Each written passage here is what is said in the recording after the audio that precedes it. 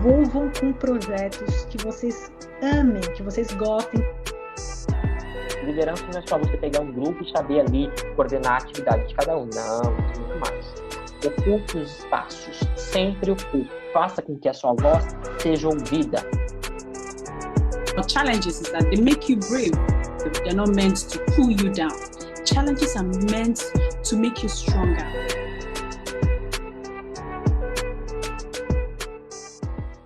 Para quem não me conhece, meu nome é Gabriel. Eu sou um dos membros do Projeto Acadêmicos.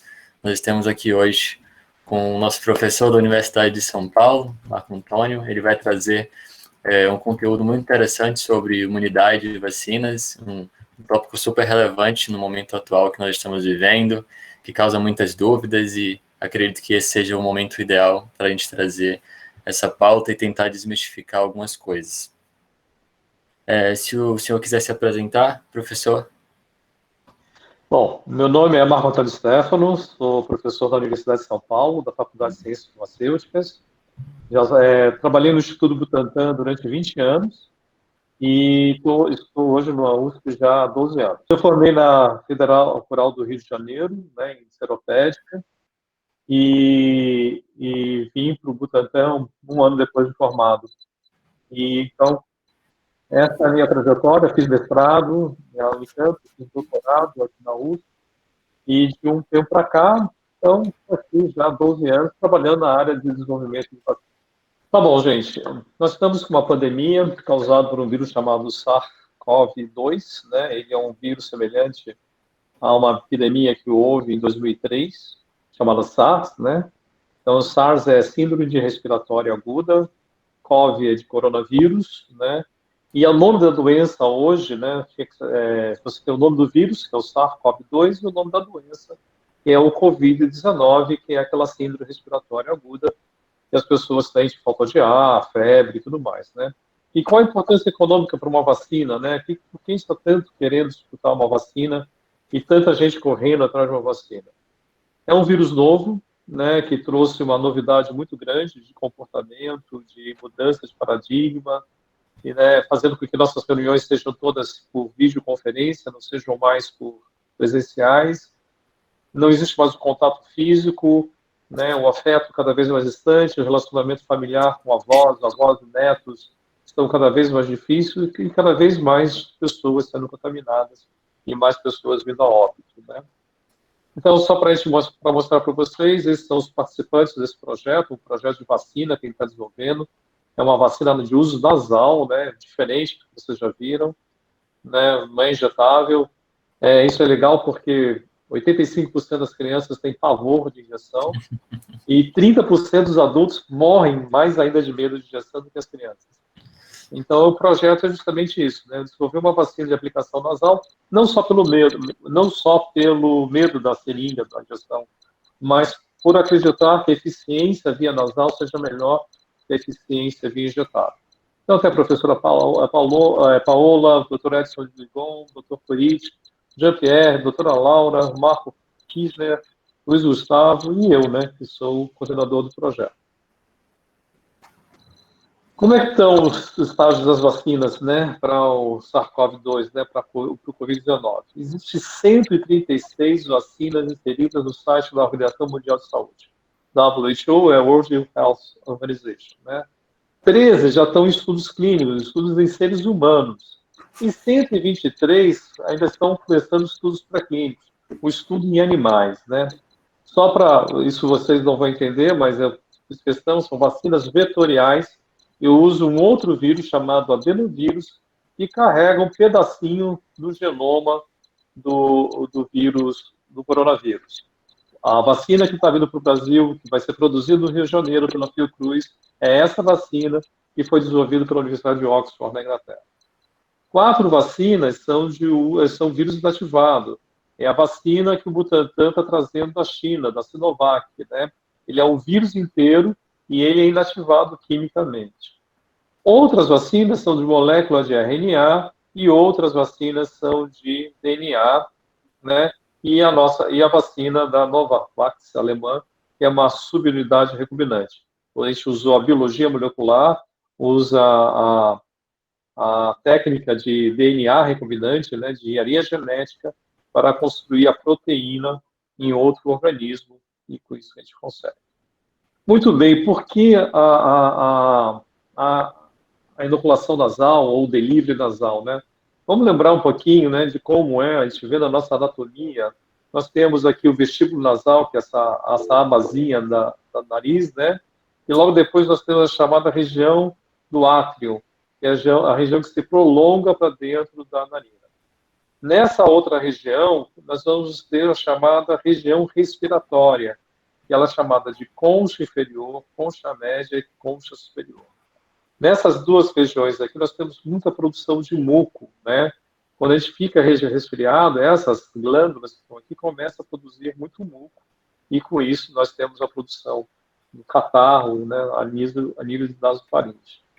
Muito bem. Na região aqui, né, na região D, nós chamamos de região olfatória. É onde estão os sensores nervosos para, assim, onde a gente consegue saber, né, sentir o cheiro. E a região nasofaringiana, essa região, né, que liga praticamente a boca junto com a região respiratória, onde você separa depois entre traqueia e esôfago. Muito bem. Essa região aqui tem esse epitélio, né, essas células que fazem a cobertura, né? São células, né, chamadas células ciliadas, ela tem esse cílio aqui, e esse cílio se move para a direita e para a esquerda para retirar toda a sujeira que fica na superfície dessas células. E também tem células que não são ciliadas, não produzem esses cílios, mas elas fazem a sustentação das outras células. Né? Tem umas células de Globe. Globe são essas células que produzem muco, que deixam sempre esse epitélio modificado, né? Sempre com umidade. Nós temos uma camada chamada camada sol, né? Que ela é uma camada seca desse muco, né? E temos esse gel, né? O muco que fica sobre a membrana, que aqui tem diversas enzimas, né? Para destruir justamente os patógenos que tentam entrar. A grande diferença do vírus, né, do vírus do coronavírus, é que ele entrando nessa célula, ele se multiplica nessas células e destrói essa camada. Tanto que vocês podem ver que todas as pessoas que tiveram o coronavírus, tiveram o Covid, né, falam, nossa, eu estou com a boca seca, estou com a minha narina seca. Né, é porque esse muco vai ser destruído por uma enzima que é produzida por esse vírus. Muito bem. Aqui temos as células basais, e a membrana basal que sustenta o epitélio, né? Logo embaixo nós temos a estrutura óssea e a musculatura, uma pequena musculatura. Muito bem, olhando microscopicamente, como se a gente ampliasse muito no microscópio, nós vemos que aqui está o muco, né? Essa região aqui, e as células ciliadas, células não ciliadas, mas existem umas células super especiais aqui da resposta imune, chamadas células M. Abaixo dessas células M, nós temos as chamadas células que fazem a fagocitose. São células que vão interagir com a resposta imunológica. Essas células, elas podem emitir braços, aqui a gente chama de pseudópodes, e capturar o antígeno que está nesse muco. Como as células M também capturam esse antígeno e passam para dentro do organismo. Essas células, né, macrófagos especializadas, vão para o chamado órgão, né, imunológico chamado órgão linfóide associado, que vão ativar outras células a produzirem a chamada IgA secretora. O que é esse IgA secretora? É um tipo de anticorpo que ele tem um anel secretor que permite que essa IgA passe pelo meio dessas células e fique aqui no muco. O que eu quero com isso? Que o vírus chegando nesse muco, ele seja neutralizado por essa IgA secretora, antes dele entrar na célula, antes dele entrar no organismo. É isso que eu desejo. Uma vacina injetável, ele não produz essa IgA, ele produz IgG. E aqui em cima, nesse muco, eu não tenho esse anticorpo chamado IgG. Tudo bem? Muito bem, né? O que acontece com uma vacina nasal, né? Esse cara aqui, Weinberger, né, em 1978, ele fez um exame no pulmão de pessoas normais, pessoas que não tinham doença nenhuma no pulmão. E ele viu que a quantidade de anticorpo era muito baixa. Então, as vacinas injetáveis, elas só vão ter um efeito, né, no pulmão, ou seja, neutralizar o vírus no pulmão, quando esse pulmão ficar inflamado, ou seja, o vírus entrar, se reproduzir e causar inflamação. Aí o anticorpo começa a agir, porque ele consegue chegar no pulmão. Então, eu vou precisar, nas vacinas injetáveis, ter uma pequena infecção para que esse anticorpo possa agir. Ao fazer a vacinação por mucosa, só para você ver, ó, existem vacinas, né, que pode ser dada pela boca oral, né, como a Sabin, a rotavírus, né, onde a produção de anticorpos vai estar no intestino e no leite materno. Existem vacinas, né, não é aplicada em seres humanos, mas já foi testado vacinas via retal, onde só o intestino grosso vai ter anticorpos. Já houve vacina testada por via vaginal, onde só a região vaginal e o colo do útero teriam produção de anticorpos. E a vacina nasal, qual é a grande importância da vacina nasal? É que na face, na garganta, nos pulmões e na região reprodutiva, feminina e masculina, nós vamos ter os anticorpos da classe IgA. As vacinas por via nasal. Os trabalhos atuais demonstram que as vacinas por via nasal são eficientes para ativar vírus. Existe uma vacina já no mercado, que está aqui, da AstraZeneca, chamada Flumist, para a gripe. Essa vacina não chega ao Brasil. Por quê? Porque a produção dela é toda consumida nos Estados Unidos e Europa. Então, não tem o suficiente para chegar aqui no Brasil. Mas por que ela não chega? Porque todas as crianças dos Estados Unidos e na Europa preferem tomar uma vacina nasal do que uma vacina injetável, né? Então, assim, muitos colaboradores colocaram a proteína do vírus, do coronavírus, dentro de um outro vírus, né? E também fizeram inoculação nasal. E deu certo. O único problema de usar vírus vivo é que nós temos aquele órgão olfatório. Esse órgão olfatório, um vírus pode se multiplicar ali, levando, então, a infecções a nível do sistema nervoso central.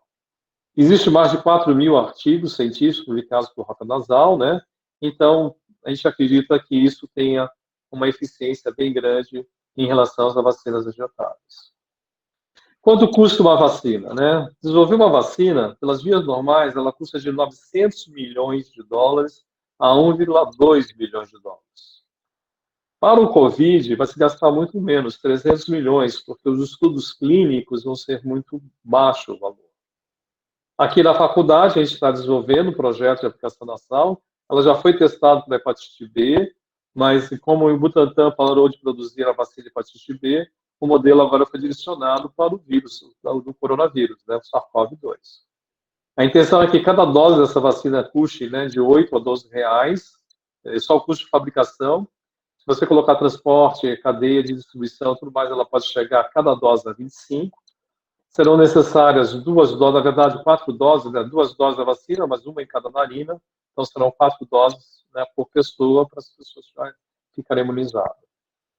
O valor desse projeto, né, então, a primeira etapa vai custar 700 mil dólares, a segunda etapa, 600 mil dólares, para o estado toxicológico, e a terceira etapa, quando a gente começar os estudos em seres humanos, vai custar 1.200.000 dólares. O valor total do projeto, 2.875.000 dólares. Era isso que eu tinha para falar um pouquinho, agora estou aberto a pergunta, gente. Eu vim aqui mais para ouvir vocês do que para falar realmente, né? Estou aqui para responder o que vocês desejarem. Obrigado, professor. Nós temos algumas perguntas aqui no chat, vou começar a trazer.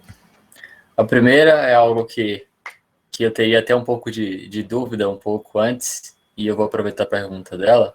Ela falou, professor, tem previsão de data para a saída da vacina? Eu queria complementar essa pergunta dela, trazendo, no início da pandemia, muito nós escutamos sobre vacinas precisarem de muitos anos até a sua liberação. Como que a gente conseguiu ter a possibilidade de talvez ter a vacina no final desse ano, início do próximo, de uma maneira tão rápida?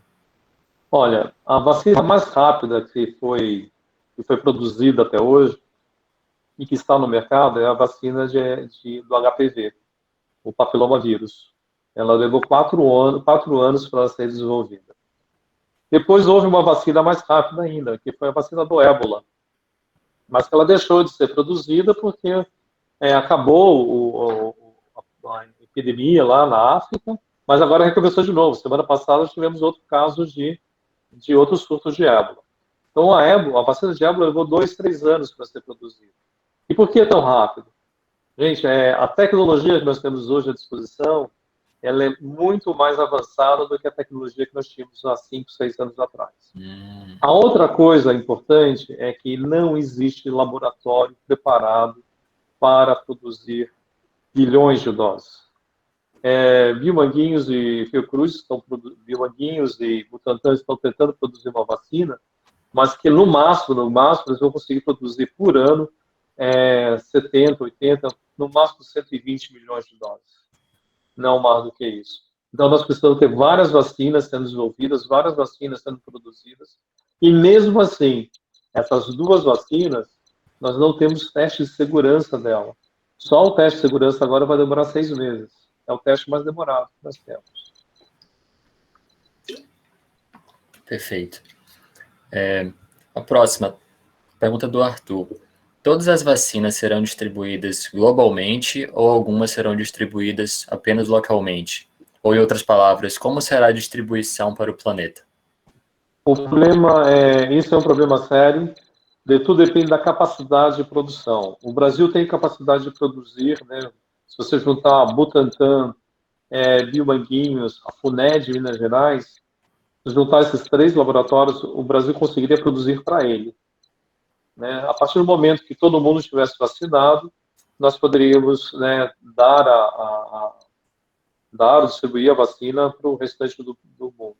Esse é o grande problema de nós não termos uma tecnologia brasileira. Ou se a tecnologia que esses 2 laboratórios, tanto o inglês como o chinês, não querem transferir, pararem no meio. Nós nunca vamos ter uma tecnologia nossa para continuar desenvolvendo. Por isso, mesmo sendo 2 vacinas chegando ao mercado, 2 vacinas entrando na sua última fase de teste clínico, nós vamos continuar o nosso projeto. Porque amanhã há uma quebra de relações internacionais, não resolvem passar a tecnologia por uma questão de custo, dinheiro, patente. Então, tudo isso pode fazer com que nós não tenhamos a nossa vacina. Então, é muito importante, mesmo que tenha esses 2 produtos, nós continuamos a pesquisa e desenvolver uma vacina. Perfeito. Uma outra pergunta da Bianca é algo que eu ainda não tinha escutado sobre, queria que você esclarecesse. É verdade que quem tem sangue do tipo O é mais propenso a pegar o Covid? Nossa, está uma discussão sobre isso, não é o tipo O, não. Estão falando que é o tipo A positivo, mas isso não está ainda comprovado. Houve-se uma predominância, né, lógico que se você tem que ver a distribuição do sangue, eu não sei quem é da população mais O, mais A, mais B, mas não adianta você falar, as pessoas que estão internadas são mais A positivo do que os outros sangue. Depende, se você tiver uma população que seja mais A positiva do que os outros, evidentemente você vai ter mais A positivo do que os outros sangue. Então o estudo está falho, isso que foi publicado está muito falho, porque nós não sabemos na população brasileira, ou até mesmo na população mundial, qual a incidência de que cada grupo sanguíneo. Então, é uma falha muito grande nesse estudo. Vamos precisar de mais estudo nisso ainda, então. Uma outra, a epidemia da dengue, se não for cuidada, pode virar uma pandemia parecida com o Covid? Já virou. É que nós, assim, é diferente do Covid, que ele é transmitido pelo ar, a dengue precisa ter transmissão pelo artrópode, né? No caso do mosquito, Aedes aegypti. Então, onde tiver o mosquito, você já tem o dengue, né? E existe uma vacina que foi produzida por um laboratório que não deu certo. Hoje a vacina que está no mercado só é recomendada para quem já teve algum tipo de dengue. Isso é absurdo. Você quer uma vacina para que proteja você. E não uma vacina que você tome depois que teve para não ter os outros sorotivos. Não, isso não dá. E a gente está brigando, né, para sair uma vacina no Butantan, mas já se tornou pandêmico. Só que ele depende de um vetor, que é o mosquito. Então, onde tem mosquito, para você ter ideia, a dengue já chegou até o sul da Califórnia, nos Estados Unidos. Entendeu? E no sul da Flórida também, onde o clima é mais quente e tem o Aedes aegypti nessas regiões. Então lá já existe dengue também. Então a dengue já é uma pandemia. Só que assim, se você controlar o vetor, você controla a doença também. Perfeito. Nós tivemos alguns anos atrás, quer dizer, não apenas mas seguidamente, quando chegava no verão, um aumento do número de casos da dengue. Então a gente meio que se acostumou, infelizmente, a essa situação. Então, só para você ter ideia, agora está no interior de São Paulo, né? Nós já tivemos só esse ano, né, no interior de São Paulo, mais de 500 mil casos de dengue. 500 mil casos só no interior de São Paulo. Só que a mortalidade é muito menor do que o corona. E isso tudo junto, né? Nós temos dengue, temos zika, temos chikungunya, temos gripe e mais o coronavírus. Então, está difícil você fazer o diagnóstico hoje. E os sintomas são muito parecidos, não é? Começam todos com dor no corpo, cansaço, febre, né? Então, nos primeiros 2, 3 dias, você não consegue diferenciar. Só depois do 4º, 5º dia que você vai conseguir. E essa é algo que me trazia algumas perguntas sobre, no hospital, quando uma pessoa chega e você não consegue identificar qual é o motivo daquela doença, seja Zika, seja o Covid. Se for Covid e ela não conseguir ser identificada e está em um local com outras pessoas que também não sabem, ela pode passar para aquelas pessoas que o risco disso. Como Tanto que hoje solicita só que você procure o hospital assim que você sente que há falta de ar.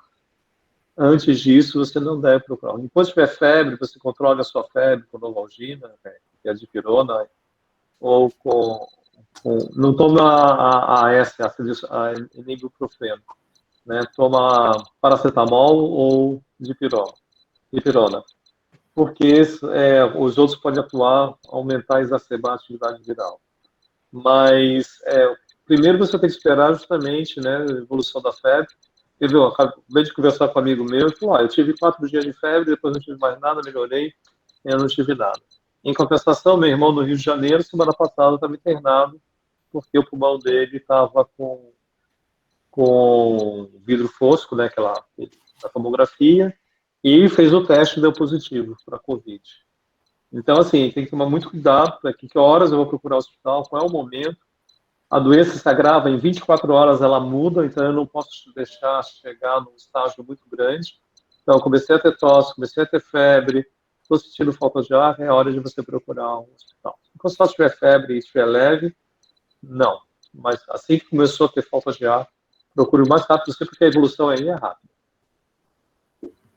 Principalmente nos mais velhos, né, professor? Principalmente mais velho. Em 24 horas, meu irmão estava com 40% do pulmão em vidro fosco, em 24 horas já era 70%. Você vê como evoluiu rápido.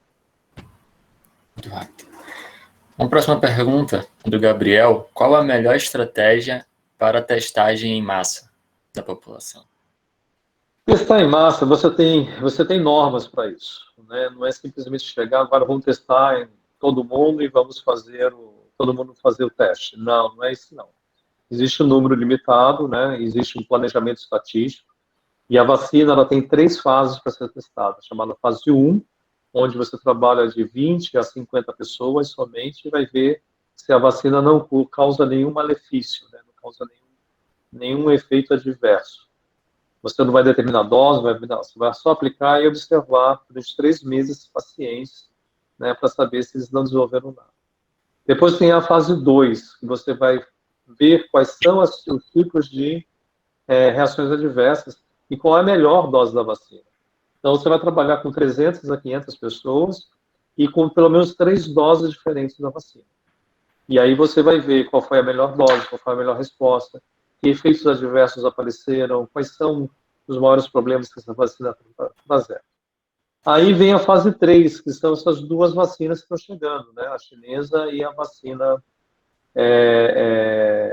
a inglesa. E eu vou trabalhar cada uma com 5.000 pessoas. E quais são as pessoas que escolheram? Escolheram pessoas do corpo de saúde, médicos, enfermeiros, que estão no dia a dia combatendo. Então, só depois que passar a fase 3 for concluída, é que a vacina vai sofrer registro na Anvisa. E aí todo mundo poderá ser testado. Enquanto não terminar essa fase 3, a vacina não poderá ser usada em massa. Tá bom? Perfeito. No caso, então, esses testes, nesses profissionais de saúde, eles são feitos antes da liberação da vacina. Antes da liberação. E detalhe, todas essas pessoas vão ter que fazer o teste para ver se são portadoras do vírus, vão fazer o teste de anticorpo e tem que fazer tomografia de tórax e cérebro. Se elas não tiveram nenhum contato com o vírus, se não tiverem nenhuma doença pulmonar ou nenhuma doença do sistema nervoso central, aí elas podem fazer o teste da vacina. E se elas forem assintomáticas, já tiverem um anticorpo, elas podem... Então, aí o PCR vai... Se tiver um anticorpo, não pode entrar no teste da vacina. Tá bom? E se tiver tem que fazer o PCR, se tiver portador do vírus, também não pode fazer o teste da vacina. Tá bom? Entendido. Por isso, para eu conseguir 5 mil candidatos, eu tenho que fazer 100 mil testes.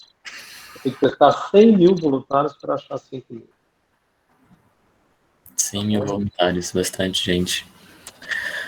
A Luísa, ela está perguntando em qual fase da vacina nasal para o SARS-CoV-2 está. Qual é a fase? Nós estamos na chamada pré-clínica. Os testes de camundongo vão começar agora semana que vem. Então, os testes de camundongo a gente vai durar umas três semanas, né? Então, ela começa a ter o desenho dela e tem um teste que é muito importante, que é o teste toxicológico. E esse teste toxicológico é feito na Coreia do Sul, não é nem feito no Brasil. Então, até ela chegar no teste fase 1, só no final do ano. Infelizmente, a intenção é que essa vacina nasal seja pronta, se houver financiamento, se trouxerem o dinheiro que a gente está esperando, ela fique pronta em junho, julho do ano que vem. Só. Tá bom? Essa é uma dúvida que muita gente pode ter, porque alguns países terão a vacina primeiro do que outros. Existe o desenvolvimento de forma diferente entre os países? Há a possibilidade de a Inglaterra estar num estágio diferente desses testes para vacina?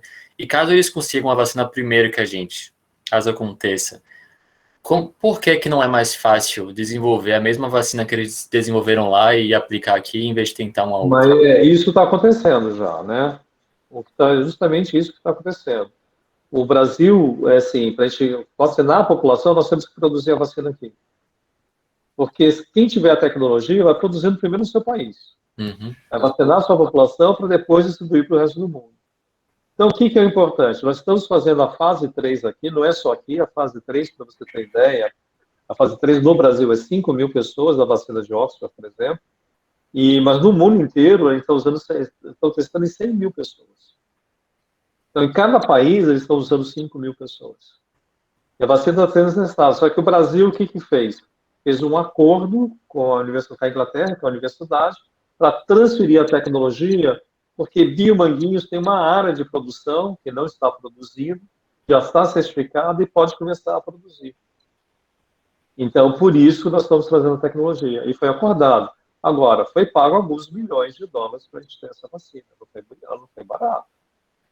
Não digo nem milhões, pode ter chegado até a beira de bilhões, tá bom? Mas é um risco que a gente tomou porque a gente não sabe a segurança dessa vacina. Essa fase 3 é que vai dizer se a vacina é segura ou não. Mas nós temos uma área que podemos produzir para o Brasil. Então, nós fizemos isso, né? O Brasil fez isso. Mas se essa vacina não tiver segurança, são mais 2 anos, mais um ano até eu ter uma outra vacina que possa testar. Então, há a possibilidade dessa vacina não sair de fato no início do ano que vem? Tem o risco, sim. Todas as vacinas, né? Quando você desenvolve, nós tínhamos que ter 300, 200 vacinas produzidas no Brasil só, né? Porque 95% não passa nem no teste em animais. Entendeu? Essas duas já passaram, foram feitas agora. Muitas delas são reprovadas justamente na fase 3, porque tem reação adversa inesperada, causa algum tipo de sequela que não é esperado. Aí você tem que suspender a campanha. Entendeu? E você não... É 5 mil pessoas, mas você não vai para os 5 mil direto, não. É 500 pessoas de cada vez. Né? 500, aí vê como se comporta. Ah, tá bem? Pode ir, então, mais 500, vamos ver como se comporta. Entendi. Tá bom? É bem gradual mesmo, bem devagar o processo. Gradual. Por que isso? Só porque já houve no passado um teste com uma vacina em Portugal, na fase 1, né, que eram 20 pessoas, imunizaram o primeiro e não esperaram esse primeiro, né, imunizaram mais 9, quer dizer, mais 8, 9, e essas 9 pessoas morreram. Na fase 1. E eram pessoas de 21 a 40 anos. A vacina tinha uma falha muito forte e essas pessoas vieram falecer na fase 1. Essas duas vacinas que estão chegando já passaram pela fase 1 e pela fase 2. O teste vai ser a fase 3. Mas nunca ela foi testada em massa. Por exemplo, se você tiver uma diferença, todos nós temos diferença genética, e a resposta imunológica é controlada por 10 pares de genes.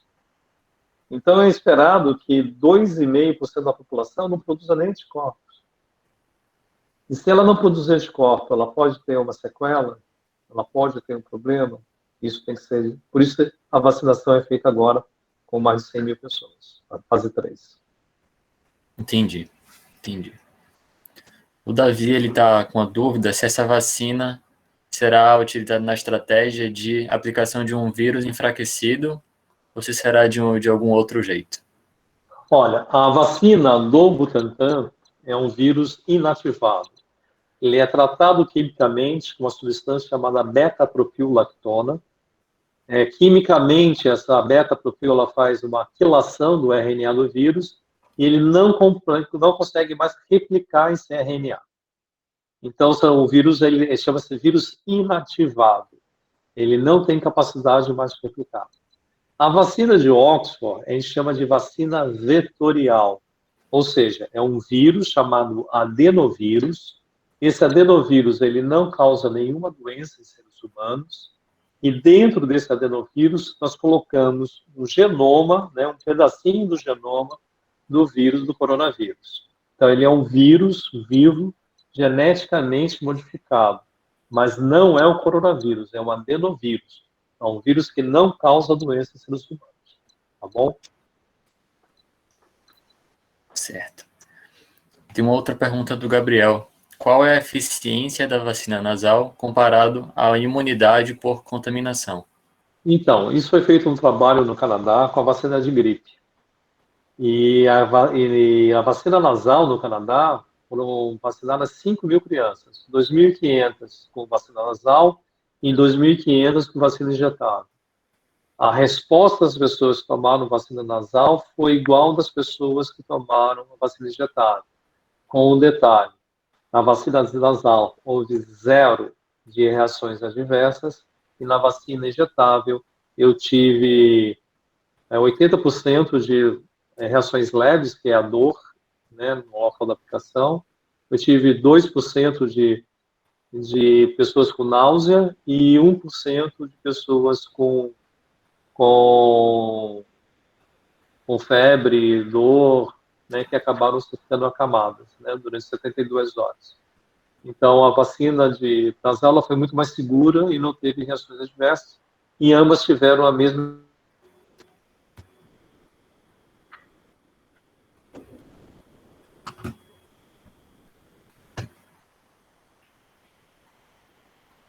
Certo. Você me escuta, professor? Escuto perfeitamente, tá ótimo. Sim. É porque a gente teve uma pequena falha, eu fiquei com uma dúvida se eu ainda me escutava. Mas ótimo. Foi uma ótima resposta. Uma pergunta da Júlia, que eu pessoalmente também tenho. Ela falou assim, eu tenho uma dúvida sobre a questão de se alguém já pegou o Covid uma vez está realmente imune. Porque eu tenho amigos que após um mês voltaram a ter os sintomas, voltaram para o hospital com sintomas respiratórios e ficou essa dúvida, está imune mesmo? Ninguém sabe, Gabriel. Ninguém está sabendo se está imune mesmo, porque existe muita dúvida. Primeiro, tem muita gente achando que tem os sintomas e não tem. É outra doença, é um resfriado, às vezes. E não é, a não ser que você só vai saber se é a doença se você realmente tiver o diagnóstico. Então, tem pessoas que estão muito fracas, né, a reação, ou só sintomáticos até, só vão descobrir quando vão dosar o anticorpo, aí veem que estão portadoras do vírus. Mas ninguém sabe se você está produzindo. Saiu um trabalho agora, recente, mostrando que as pessoas que foram infectadas têm anticorpo durante 3 meses. Depois de 3 meses, tem anticorpos baixos. Nossa. Mas houve erros no projeto, nesse trabalho. O trabalho tem alguns erros também, uma forçação de barra para mostrar que os anticorpos caíram, tudo mais. Então, a gente está com o pé atrás ainda. A gente não sabe se as pessoas estão protegidas ou não. Esse vírus, ele tem, a gente chama de fisiopatologia. A forma com que ele causa a doença, para nós é muito novo ainda. Primeiro a gente está achando que é só o pulmão. Agora já tem gente que está tendo diarreia e quando vai ver é o coronavírus. Tem gente tendo diabetes e é o vírus que está infectando o pâncreas. Entendeu? Então, assim, lógico, são poucos casos, pouquíssimos casos, mas a gente está vendo vírus causando diferentes situações de doença. Entendeu? Então, assim, não posso dizer para vocês quem pegou o vírus está protegido. Posso dizer para você, se você já teve a doença, teve o vírus, se curou, continua se protegendo, porque ninguém sabe o que vai acontecer. Detalhe, saiu ontem, né, numa revista. Já houve mutação do vírus. Já houve mutação. Já, na China.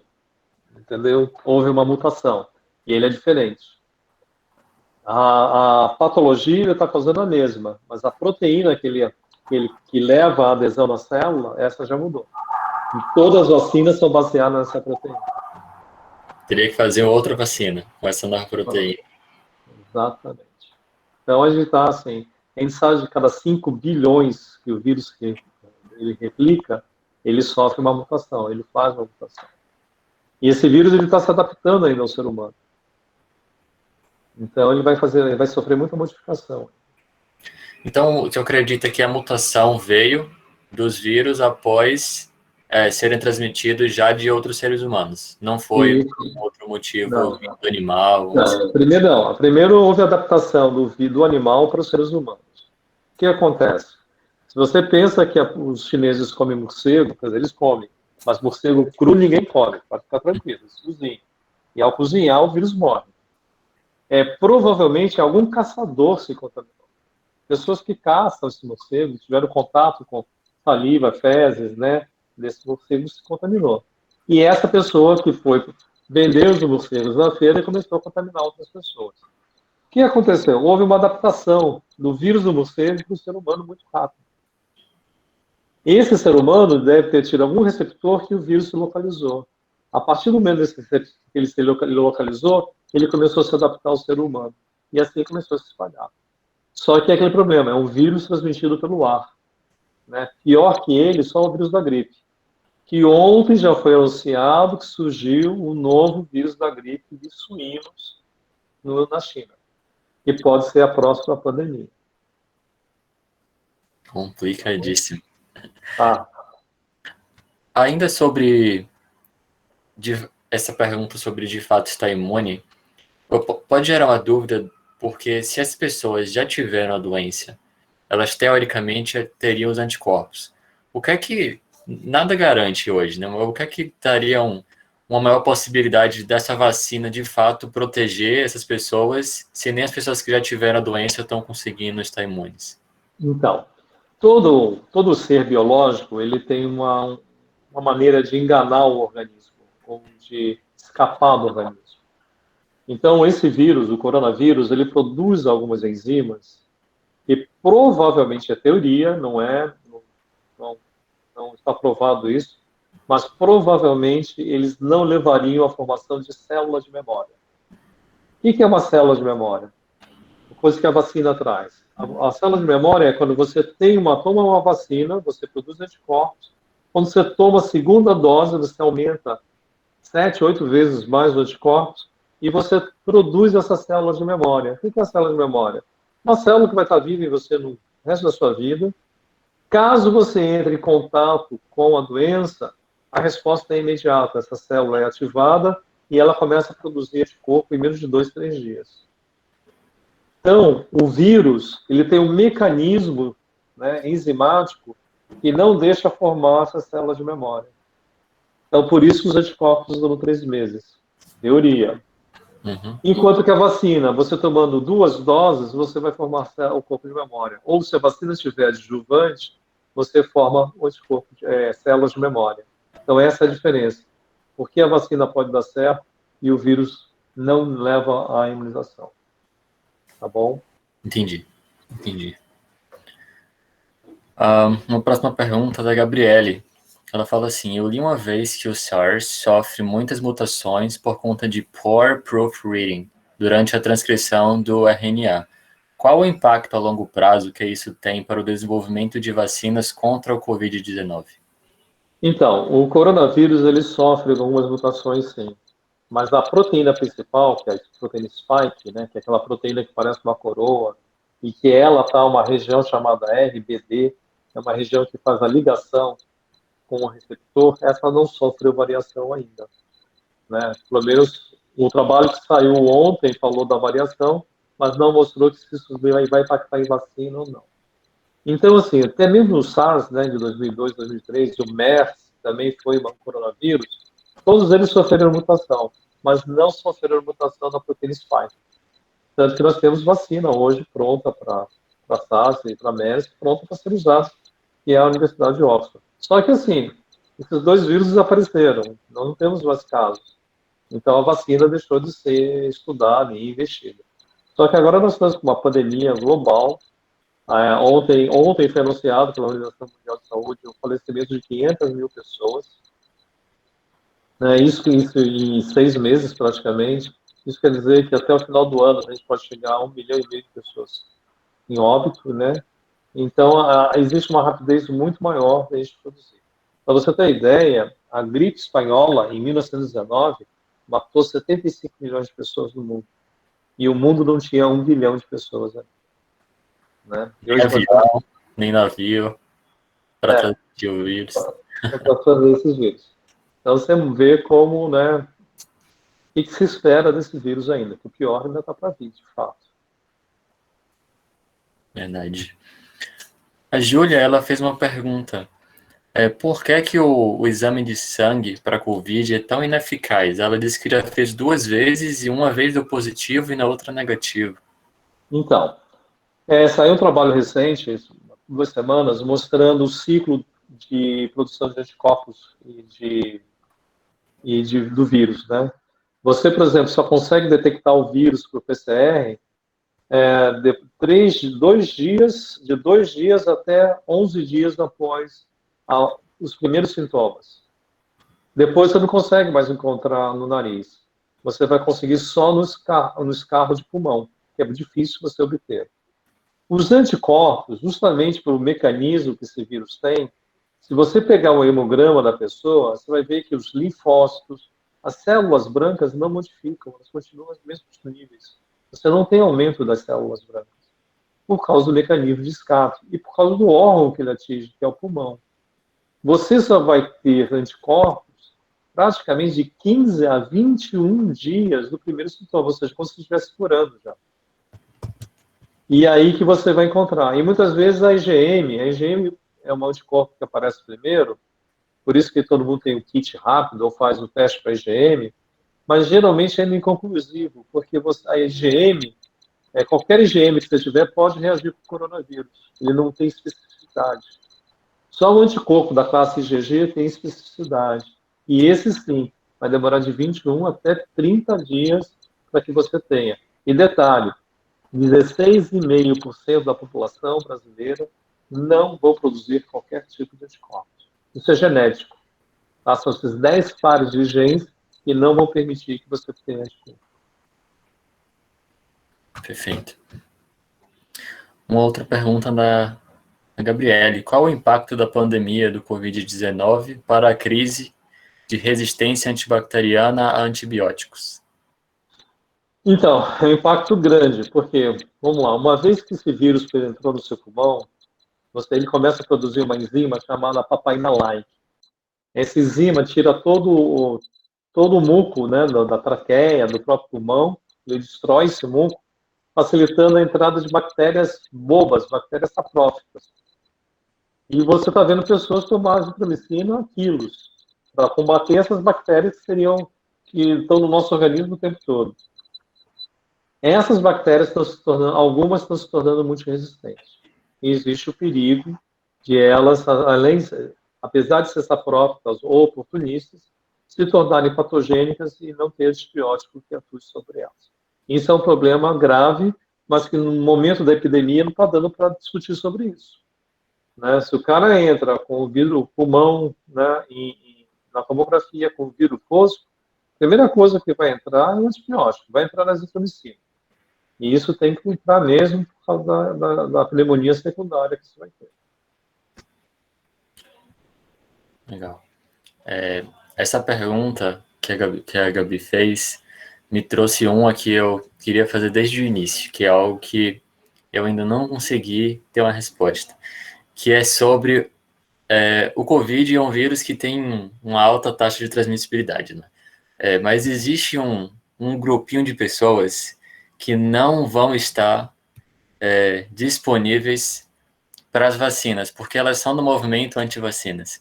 Só que esse vírus, ele tem uma taxa de transmissibilidade que a gente, infelizmente, ele não vai escolher quem é anti-vacina, quem é a favor.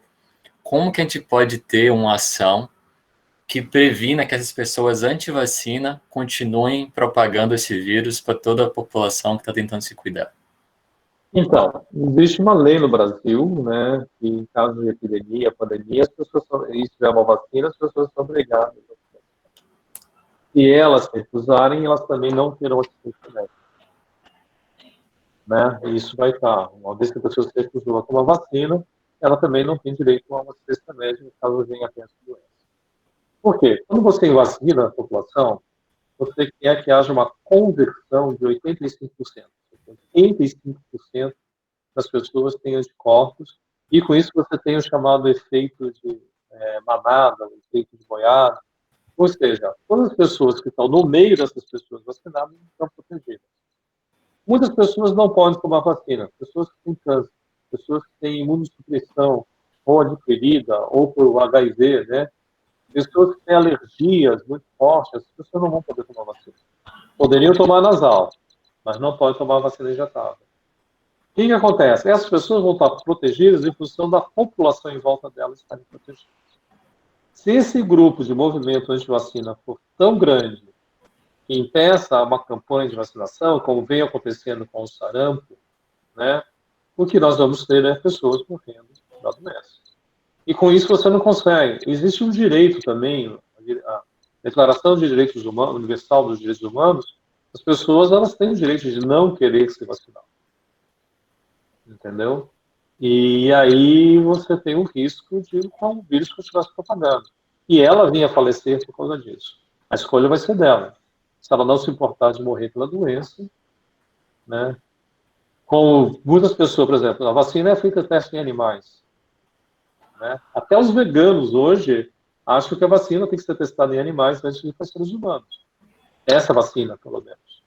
Né? Conheço alguns veganos, olha, infelizmente vai ter que ser testada mesmo. Eu não posso levar uma vacina direto para seres humanos.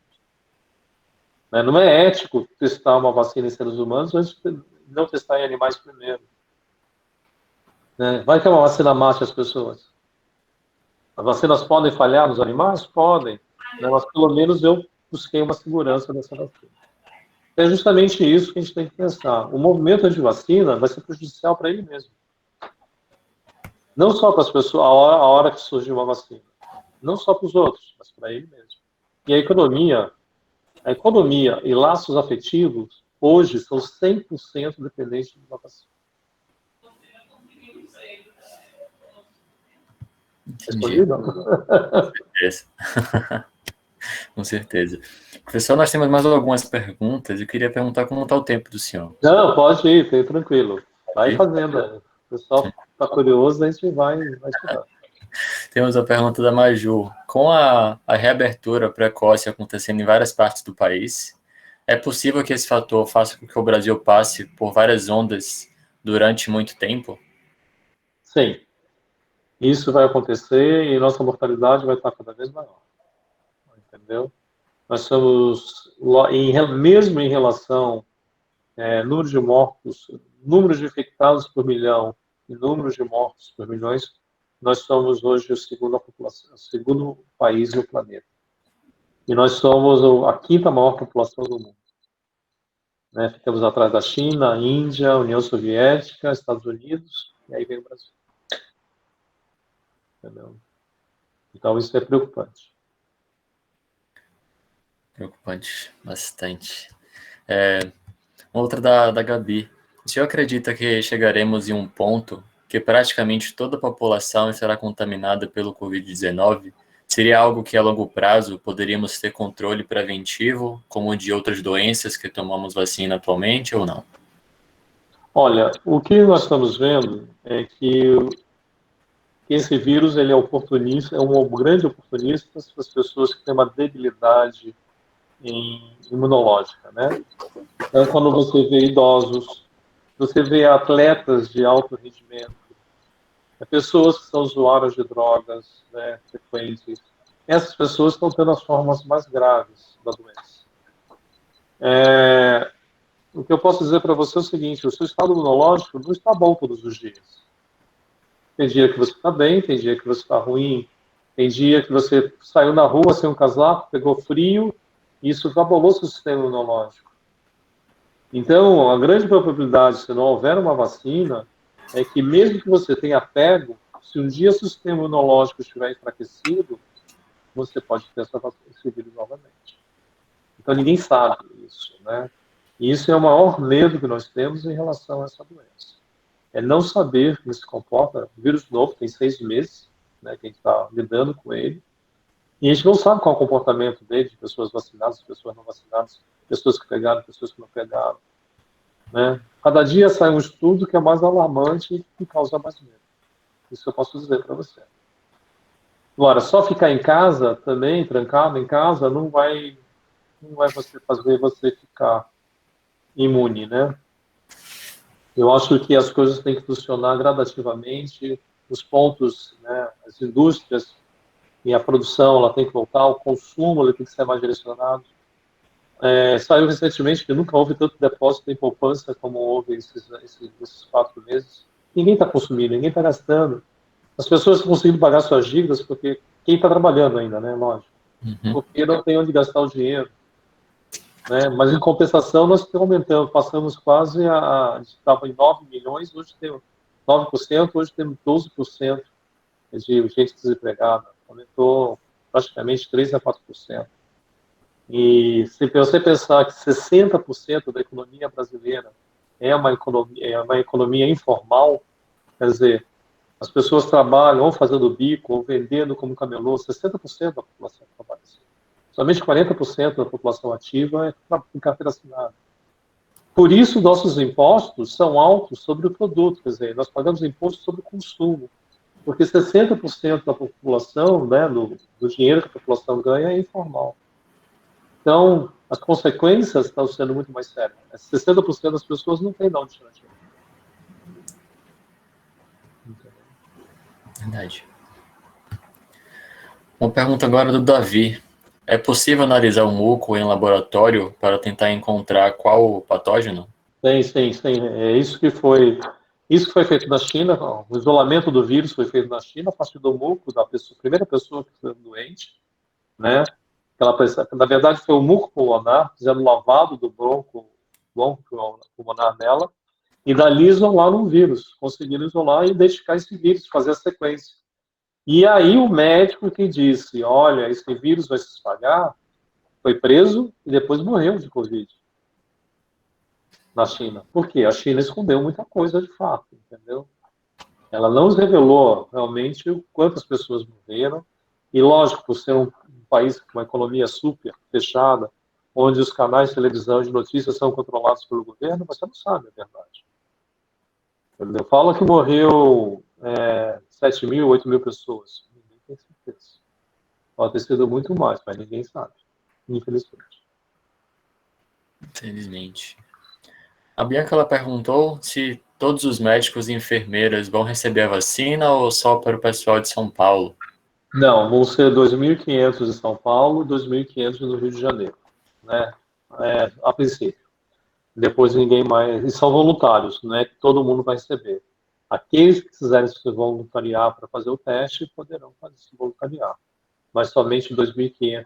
Para você ter ideia, para 2.500 eu tenho que selecionar 50 pessoas. Eu tenho que ter 50 mil pessoas voluntárias para dessas 50 mil escolher 2.500. Entendi. Uma outra pergunta: as pessoas que são assintomáticas têm alguma característica imunológica específica?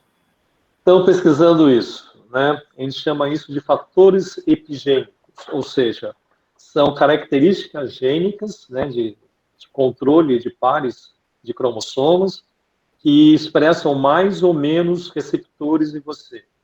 Então, isso está sendo pesquisado, ou seja, quais os alelos que as pessoas assintomáticas têm dos alelos que as pessoas mais graves têm e as pessoas que estão no meio. Ou seja, está nítido que existe uma característica gênica que está envolvida no coronavírus. Mas o que é, ainda não foi descoberto. Está sendo pesquisado. Está sendo feito um trabalho em Curitiba, está sendo feito um trabalho na USP, está sendo feito dois trabalhos nos Estados Unidos com o mesmo propósito. Perfeito. A Maria Vitória ela pergunta: a vacina por anticorpos é viável? Vi que em Israel tinham desenvolvido algumas bem cedo. Então, aí não é vacina, tá? A gente chama de imunoterapia ou aplicação de anticorpos monoclonais e a gente chama também de anticorpos de convalescente. Pessoas que foram curadas do coronavírus estão doando sangue para produzir o plasma rico em anticorpo contra o coronavírus para ser usado nas pessoas que estão em estado grave. Então, isso a gente não sabe. Os resultados estão sendo feitas pesquisas, mas não se sabe ainda se realmente as pessoas evoluíram para uma melhora, tá bom? Isso está sendo pesquisado, porque todo mundo está buscando, a gente chama de medicamento humanitário, né? Há uma busca muito grande por um medicamento que você use na última hora para o paciente para que ele não morra. Foi assim que a cloroquina e a hidroxicloroquina, está sendo assim com a ivermectina, a dexametasona, mas nenhum desses medicamentos ainda tem comprovação que ele atua sobre o coronavírus. Isso é muito importante chegar. Então, existe uma tentativa de buscar um medicamento humanitário que possa ser a última chance daquele paciente, mas ainda não existe nada provado isso. Certo. A Giovana, ela está dizendo: como é esse novo vírus? É uma influenza mesmo ou é mais semelhante ao Covid? Provavelmente o SARS lá de 2002. Ele é muito semelhante ao SARS de 2002. 98% do código genético dele é igual ao SARS. Houve algumas modificações, mas justamente no método de transmissibilidade, de patogenicidade. Quando o vírus da influenza é um outro tipo de vírus. O que modifica nele são as partes de açúcares, não é a proteína propriamente dita. Enquanto no SARS-CoV não houve nenhuma modificação, né, o caso do coronavírus, e ele é realmente completamente diferente do vírus da gripe. Tá? Ele tem outro mecanismo de ação. Certo. O Davi está perguntando o que você acha do uso de bacteriófagos para o controle de doenças bacterianas. É possível? Bacteriófagos são vírus de bactéria, né? Para o caso do coronavírus, não funcionaria. Não tem especificidade para isso. Até porque o coronavírus é um vírus, né? Não dá para poder fazer o tratamento por bactéria. O Gabriel perguntando como o senhor avalia a disputa política para protagonizar o combate ao Covid. De um lado, políticos defendendo medicamentos, de outro, o governo federal e do estado de São Paulo com vacinas de Oxford, de Butantan, etc. Horrível. Você politizou a doença, saiu um artigo sobre isso. Não só politizou, mas a roubalheira que está, né? De comprar máscara por 10, 15 vezes o valor, respiradores por 800 vezes mais caro do que o preço normal. Ou seja, é um escândalo isso, uma vergonha esse país, né? E politizar medicamentos, né? Infelizmente, por todas as pessoas, a ciência tem sido deixada de lado. Todos os políticos. É uma competição de mídia, é uma competição de quem tem mais propaganda, quem está dando certo, quem está dando errado. Então, infelizmente, isso só prejudicou a população. Nós estamos, pelo menos, com 3 meses de atraso em relação ao resto do mundo. Hoje a gente podia estar saindo tranquilamente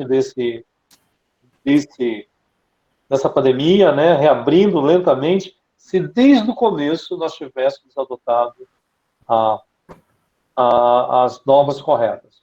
Ou seja, desde o primeiro caso em fevereiro, se nós tivéssemos bloqueado a economia, bloqueado tudo, em final de março, início de abril, nós já poderíamos estar saindo tranquilamente da pandemia. Mas não, nós estamos adiando até chegar ao que chegou. Felizmente. A Sara ela pergunta: essa maneira que o senhor citou de evitar a produção de células de memória é um mecanismo de exaustão celular? Mais ou menos. Não, a parte da exaustão celular é que o vírus não encontra mais célula para se multiplicar e se adapta a outro tipo de célula, né? Então, ele vai se adaptando, por exemplo, não tem mais célula no pulmão, ele vai para a célula do intestino, vai para a célula do sistema nervoso central e assim por diante. Né? Isso que a gente chama de exaustão celular. Então, ele vai se adaptando a outro tipo de célula. A não formação de células de memória é que as enzimas produzidas por vírus não permite a ativação das células de memória na formação. Certinho. A Bianca tem uma dúvida que eu acho que muita gente tem. Que tipo de alergia não pode tomar vacina? Então, se você tem alergia, se você tem aquela rinite alérgica de manhã, que é muito comum no inverno, isso não é um problema, 70% da população brasileira tem. Mas se você tem alergia, alguma alergia alimentar severa, né, leite, ovo, carne, se você é a pessoa que tem asma, né, e essa asma é para alergia, ou seja, quando você toma um ambiente muito temperado, a sua crise de asma se aumenta, não tome vacina, tá bom? Esse é um conselho. Ou consulte o seu médico, alergista, e talvez você possa tomar a vacina fracionada, ou seja, um pouquinho de dose por dia até completar a dose inteira. Tá bom? Mas só o seu médico vai dizer se você pode ou não tomar. Certo. Uma outra pergunta da Luísa é se há alguma semelhança entre o SARS e a gripe suína? Quais os meios de transmissão e os sintomas da gripe suína? A forma de transmissão é a mesma, é via aérea, né? É a saliva, as gotículas, a aerosol que sai da sua boca, do seu nariz.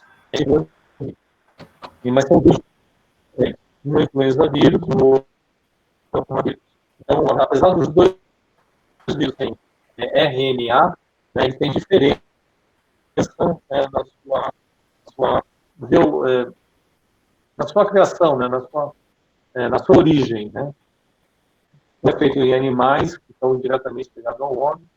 Todo influenza vírus e tem para o ser humano, ele surge em aves, se adapta aos suínos, e dos suínos se torna adaptável para os seres humanos. Entendeu? O coronavírus não. No Brasil, só no Brasil nós temos 20 tipos de coronavírus diferentes circulando.